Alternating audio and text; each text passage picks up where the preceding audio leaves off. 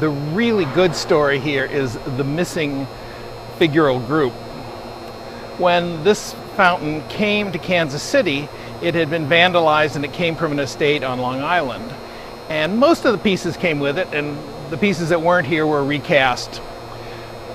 We didn't know that actually one of the whole sculptural groups was missing. And a number of years ago it came up from auction, and somebody was smart enough to realize that it actually belonged as part of the Nichols Fountain. So we have it here with us now, plus the reproduction that was put in, and the original will be going back into the fountain, and the whole sculptural group will be back together for the first time for decades. This is the missing sculptural group that is being repatriated. We've had to do a number of things to it because it did not appear the same as the rest because they had been in different conditions.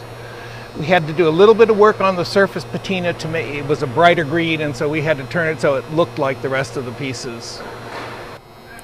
There are a number of interesting things you can see from the inside. One of them is these seams with these bolts in. They're called Roman joins.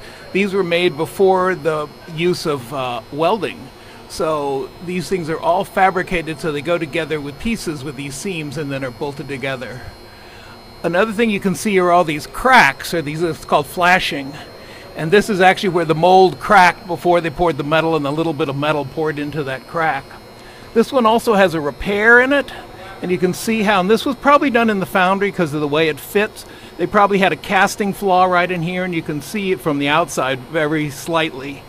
And they have made this patch that they put in here. The other thing you can see if you look up in this direction is there's a little bit of the original mold iron from the mold. We'll actually remove that because it's corrosive, or it will corrode. And the final thing is this is where the water is going to come out of the fish's mouth. However, the Nichols Fountain has a larger diameter hole in it, so we're going to have to open that hole up just a little bit. We've done quite a bit with designing the actual nozzle so that we have to remove the minimum amount of metal and from the sculpture. I think Greber's children are some of the best part of this fountain. Their faces are so animated, and you can't really see them normally when the fountain's in operation because they're so far away. I'll show you my favorite one. It's over here.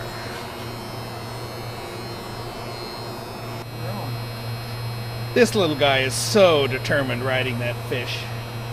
What's going to happen here is this has been hot waxed, and it's a little matte because it hasn't been polished. But we'll come in here and we'll just give it a little bit of polishing, and all of a sudden you'll see a whole lot more character come up as that shine comes in on the wax. And that'll be the finished surface.